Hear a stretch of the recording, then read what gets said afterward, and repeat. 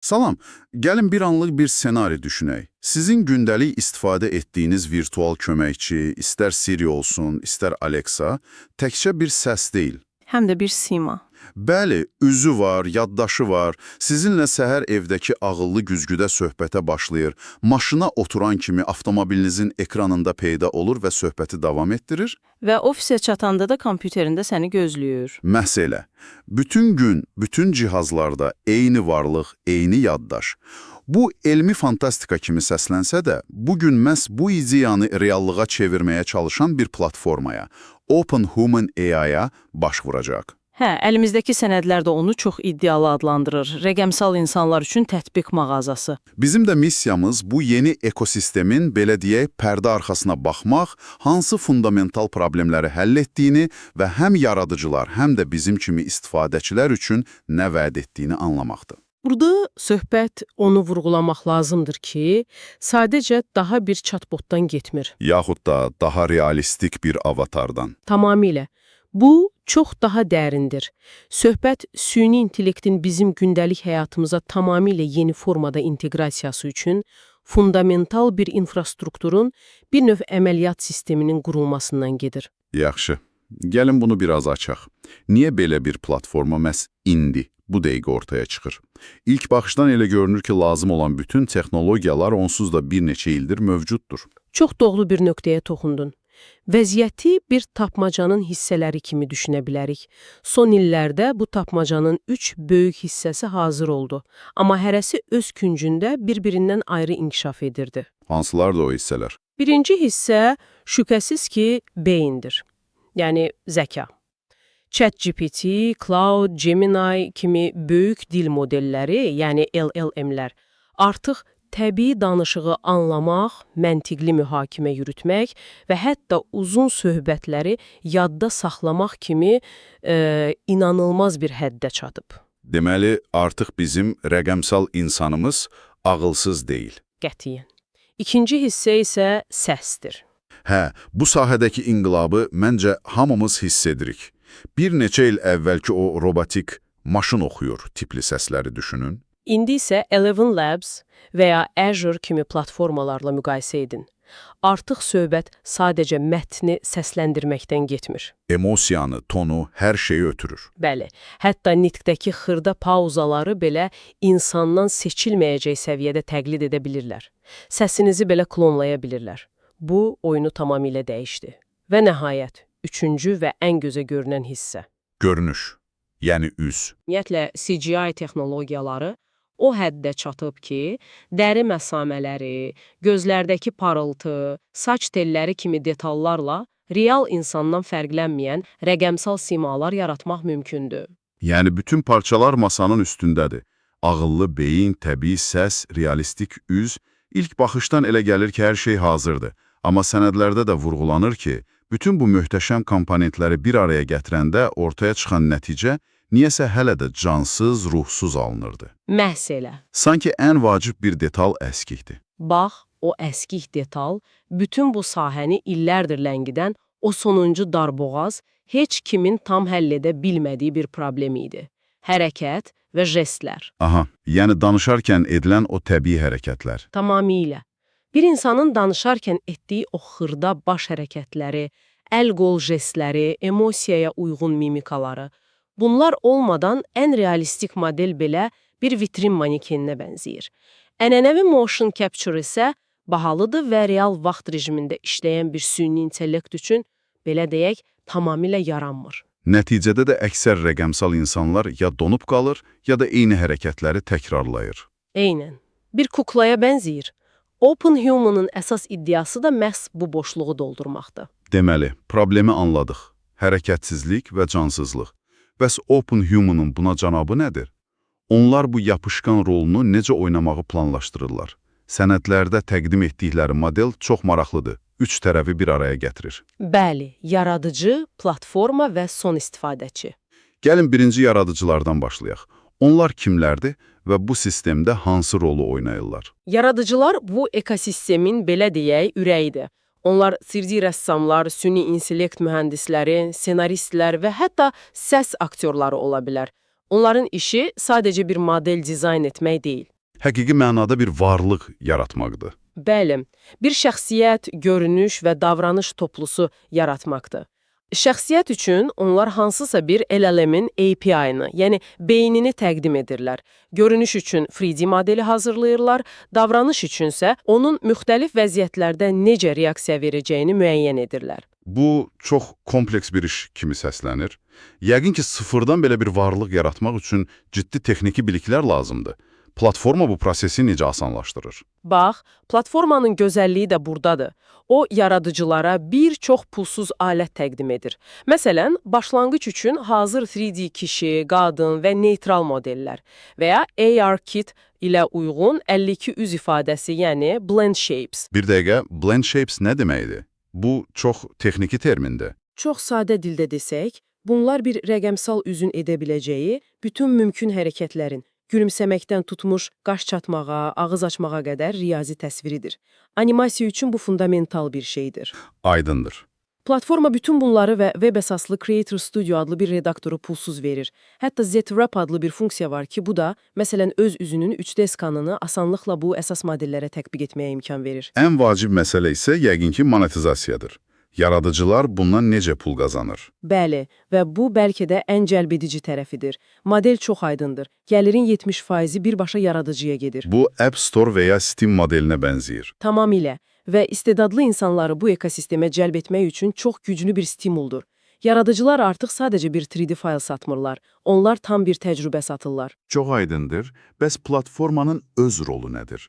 Əgər rəqəmsal insanları yaradıcılar hazırlayırsa, OpenHuman özü nə edir? OpenHuman özü rəqəmsal insan yaratmır. Bu çox vacib bir məqamdır. O, yalnız infrastrukturu, yəni bazarı və bu işin arxasındakı sehirli texnologiyanı təmin edir. Hansı ki, iki əsas texnologiyadan ibarətdir. Bəli. Birincisi, bayaq bəhs etdiyimiz o sonuncu darbağazı həll edən süni intellekt hərəkət sintezi mühərrikidir. Bu, onların gizli silahıdır.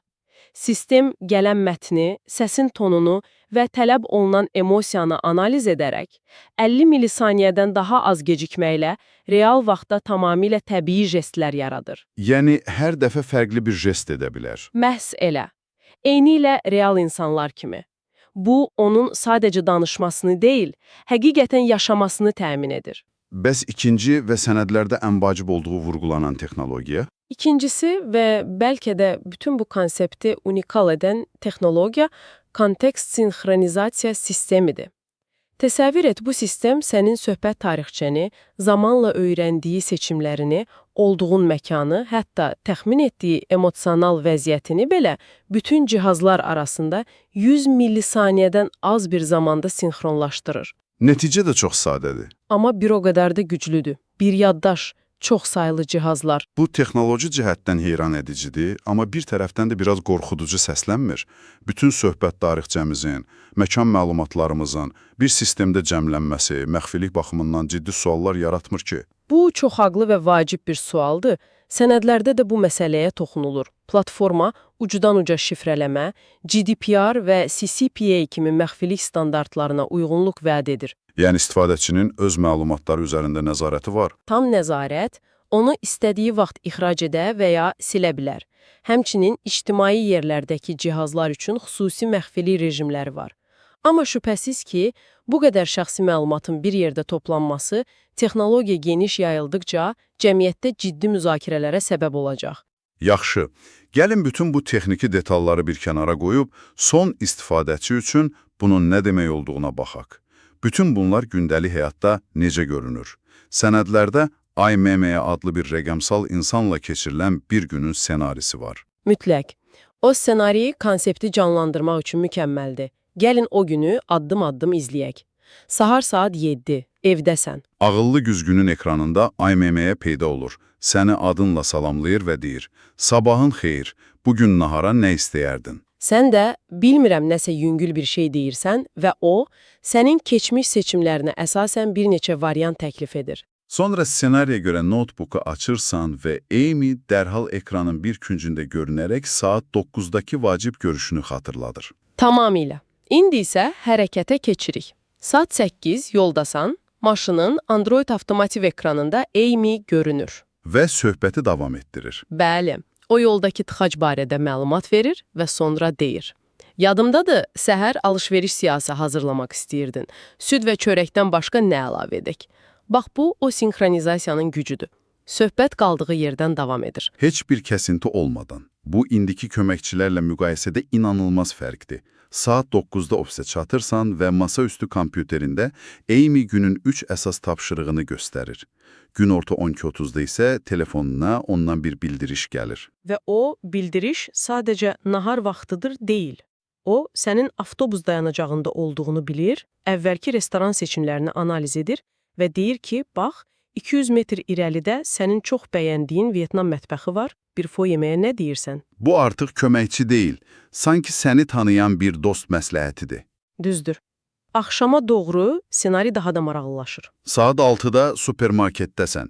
Girişdəki rəqəmsal köşkdə bir QR kodu skan edirsən. Və Aymi dərhal həmin böyük ekranda peyda olaraq səhər hazırladığınız alış-veriş siyahısını göstərir. Və nəhayət axşam saat 8-də evdə ağıllı televizorunda Aymi səni qarşılayır və deyir: "Xoş gəldin, bugün biraz yorğun görünürsən. Biraz dincəlmək üçün sevdiyin janrda bir neçə film təklifim var."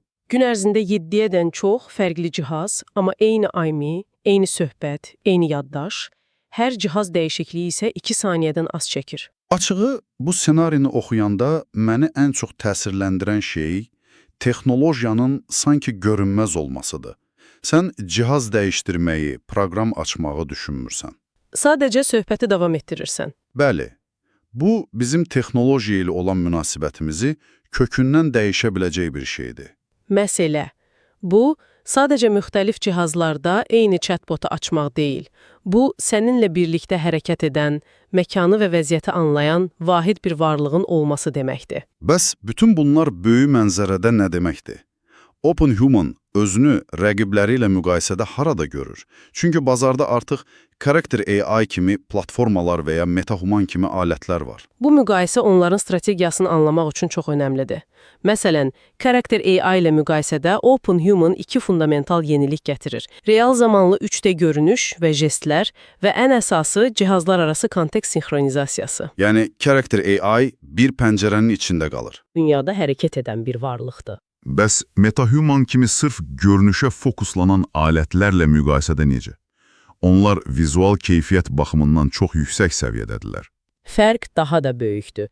MetaHuman sənə möhtəşəm görünüşlü, amma beyinsiz və ruhsuz bir rəqəmsal kukla verir.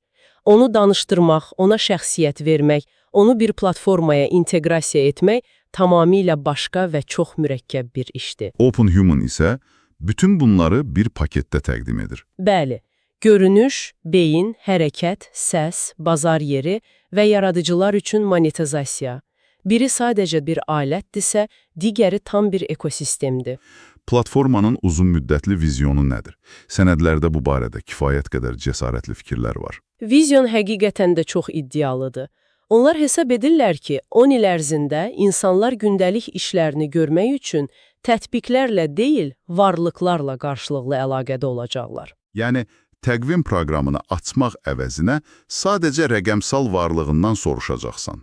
Məhz elə, Open Human-da özünü bu yeni dünyanın əməliyyat sisteminə, insanların süni intellektlə münasibət qurduğu əsas mərkəzə çevirməyi hədəfləyir. Onların öz ifadəsilə desək, bu rəqəmsal insanları açıq bir iqtisadiyyata çevirən ilk platformadır. Beləliklə, bugün bizə təqdim olunan materialları ümumiləşdirsək, OpenHuman.in-in əsas tezisi budur. Süni intellekt köməkçilərinin növbəti mərhələsi üçün lazım olan bütün texnoloji komponentlər, zəka, səs, görünüş artıq mövcuddur. Amma onlar bir-birinə bağlı değildi. Bəli, və onlar bu komponentləri bir-birinə bağlayan iki əsas çatışmayan elementi təqdim edirlər. Təbii real zamanlı hərəkət və bütün cihazlar arasında kəsintisiz yaddaş. Bəli. Və bütün bu müzakirə bizi çox maraqlı bir düşüncəyə gətirib çıxarır. Bu həm də bizim sizə yekun olaraq ünvanladığımız bir sualdır. Bir anlıq düşünün, əgər siz öz gündəlik həyatınız üçün sıfırdan bir rəqəmsal varlıq dizayn edə bilsəydiniz, onun əsas rolu və şəxsiyyəti nə olardı? Səni hər səhər motivasiya edən bir məşqçi, bütün biliklərini sistemləşdirən şəxsi bir kitabxanaçı. yoxsa sadəcə zarafatları ilə gününü daha əyləncəli edən bir yoldaş və belə bir varlığın həyatınızda olması sizin texnologiya ilə olan münasibətinizi fundamental olaraq necə dəyişərdi? Məncə, bu üzərində düşünməyə dəyər.